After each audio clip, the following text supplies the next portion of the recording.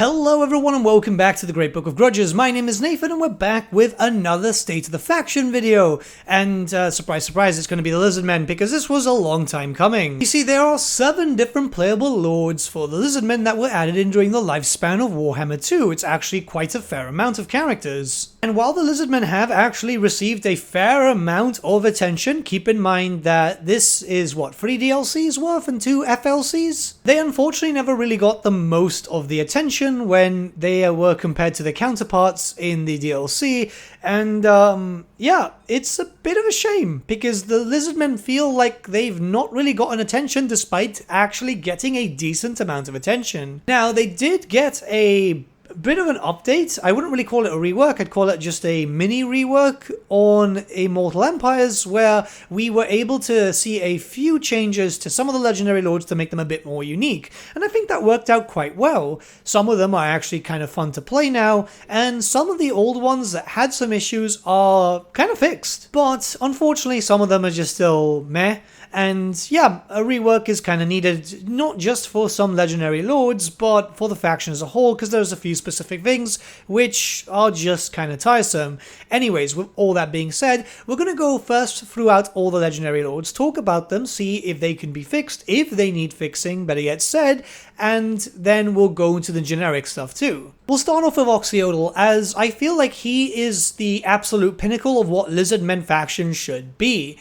Very, very different from everyone else. Introduced during the Silence and the Fury, he was part of a major DLC. I must say, it's probably one of the best DLCs that we've received so far in terms of Lord Packs, as that DLC was a big one for the Beastmen. It was the one that brought in the Beastmen rework. But not only that, this is the really, really curious thing. The Lizardmen got a really good faction. This is the first time that the Lizardmen got something that was extremely stylized, and it brought in a new way to play. So Oxyotal's faction obviously focuses around stealth and skirmishing combat, which is super, super cool, but you've got unique mechanics. You can teleport to different locations to go fight chaos factions, obviously now some demon factions too, and the idea is this is so drastically different from the Lizardmen that I always say that if you want to play a Lizardmen faction, it should be Oxyotal. He stands as one of the best campaigns I've ever played, and still is one of the best campaigns I've ever played. Hell, if every DLC faction was introduced like this, well, everyone would have so much replayability, it would be absolutely amazing. And if you still haven't played Lizardmen and you're looking for a reason to, even now when the Lizardmen still need help, yeah, Oxyotal is still going to be really, really fun for you. Okay, now we're going to start moving on to Nakai the Wanderer, and this is the thing. Nakai got a recent update twice, actually. In the release of Immortal Empires, they kind of fixed him up a little bit, and then in the most recent patch, they kind of fixed up something else, which was the whole thing about not having a cap as to how much money you could get from your vassals, because it was hard capped at 25,000 when it was the whole situation of Immortal Empire's release, and that wasn't enough. Eventually, you just wouldn't be able to pay for your armies, which is a weird thing. Nakai is a pretty interesting faction because he's also quite unique. He's the only Lizardmen Horde faction, but still your empire building it's not under your control, it's under a vassal that can't betray you, which I think is kind of interesting. You even have your own unique tech tree, which makes the faction pretty fun. The only problem is that you have to play babysitter. This is the main problem with the campaign. Since the AI faction isn't really sentient, they don't build up their own armies and stuff, what happens is you're playing babysitter, which in all fairness is not really a fun campaign. I believe that the faction really only needs to be made sentient, and you can go about your merry day doing your usual stuff, still giving them stuff to actually expand upon, but you won't have to feel like you're actually having to babysit a faction. Maybe just don't make them aggressive. Do it like the old Wood Elves from Warhammer 2, where they would just stay in their own specific area, and that would honestly just make it fun. The faction will defend itself when needed, but they won't actively go on an attack, so if they want more settlements, that falls on you, and I feel like that literally would fix all the issues with Nakai. As a faction, he's fine. I like a horde mechanic, because I do like the horde stuff.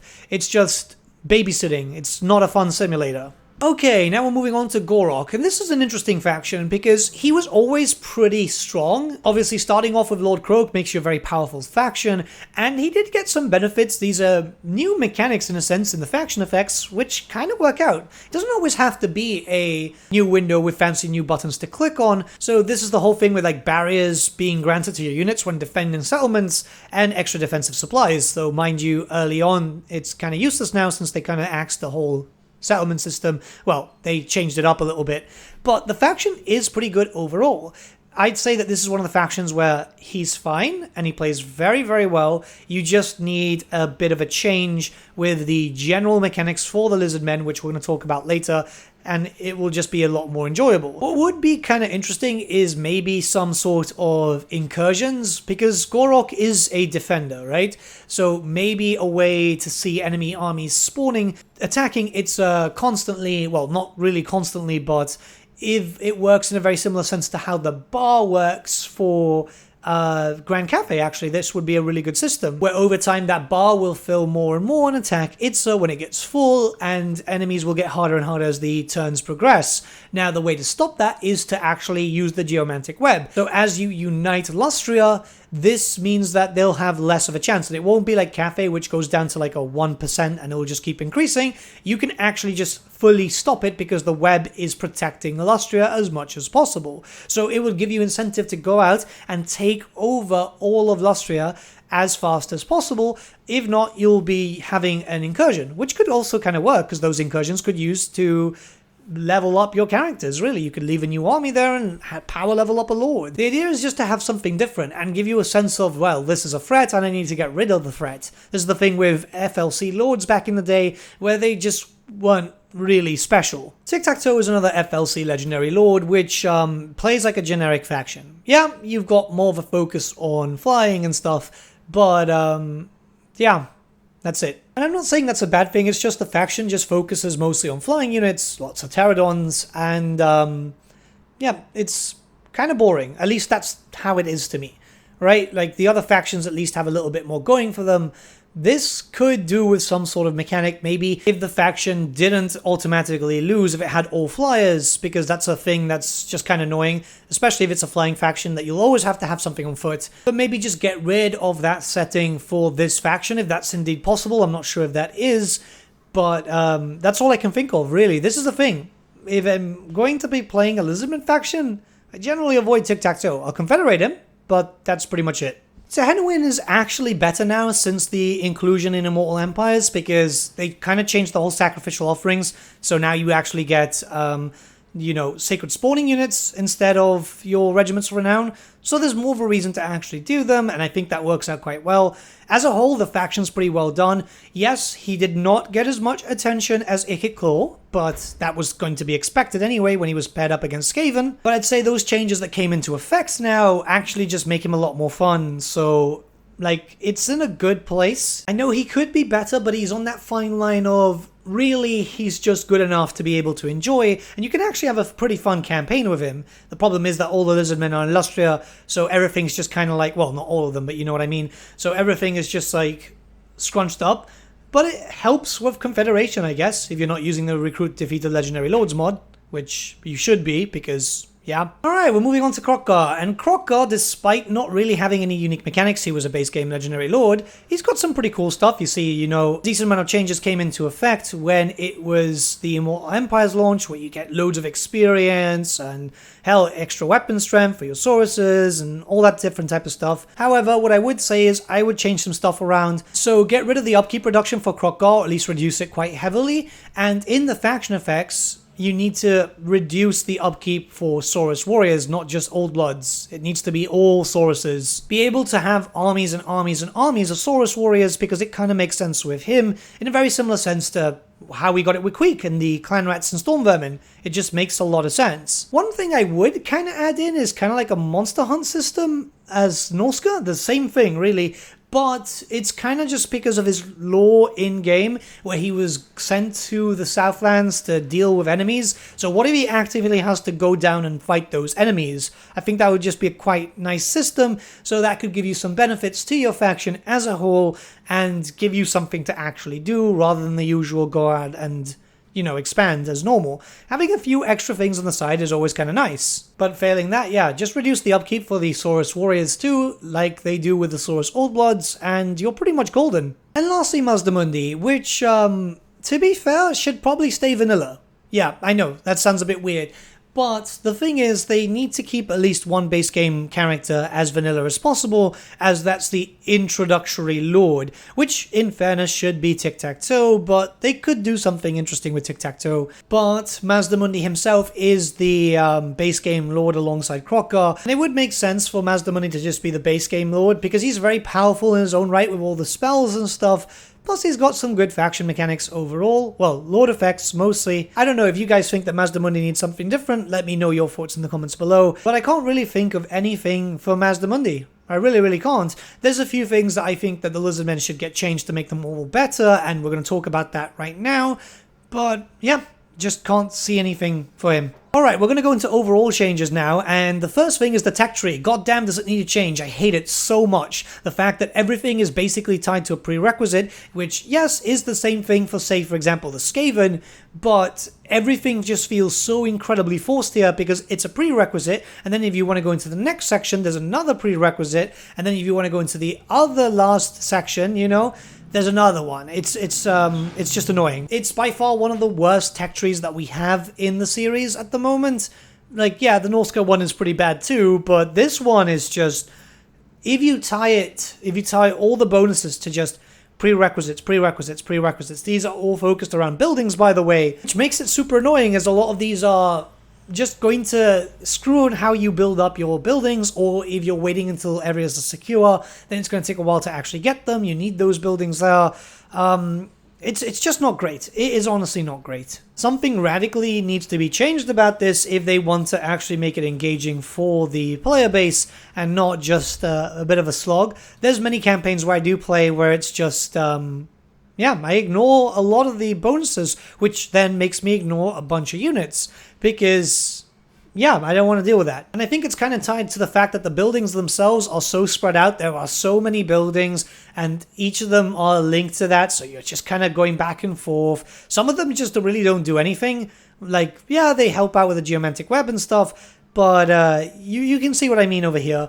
It's not only just the tech tree that needs to change, it's also the fact that the buildings kind of need to change. They either need to squish it down, or they just need to get rid of all the prerequisites, or at least a few prerequisites from the tech tree, if the tech tree doesn't change. It's just a big issue.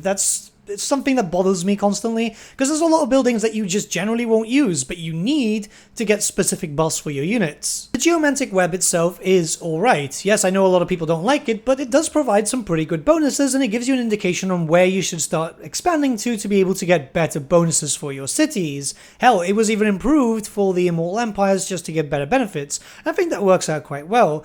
What I would like to see is a little bit more of a push for this. Perhaps, just adding in a chance of a great spawning, one of those sacred spawnings for whatever you have. So depending what actual bonus you get from your commandments could give you a chance at getting some Sauruses, some Temple Guard, stuff like that, depending on what you specifically need, just to have a few more sacred spawnings, because I don't feel like they come so often. And yes, I know they're supposed to be fairly rare, but it would be nice to get more of those units, because it just kind of makes sense, doesn't it? I think something like that would just add in some more incentivization to be able to just, fill out the web a little bit more. And lastly, there's something that needs to be added for the Lizardmen as a whole. So if you guys know the tabletop, if you know Lizardmen lore, you know that many of them will be focused on deciphering the Great Plan. This is mostly the Slan themselves, but it could work for every single faction. This is why, say for example, some Lizardmen will be very friendly with the humans for a time, and then decide, yeah, they don't really form part of the Great Plan, and end up destroying them. Something needs to be done in the sense of maybe a puzzle, right? Very similar to the old puzzle system that we had to decipher plaques when we were taking over settlements, but it would be completely optional, once again. The only thing is that if you would decipher them, you would have some sort of bonuses versus, I don't know, humans until you turned it off, or orcs,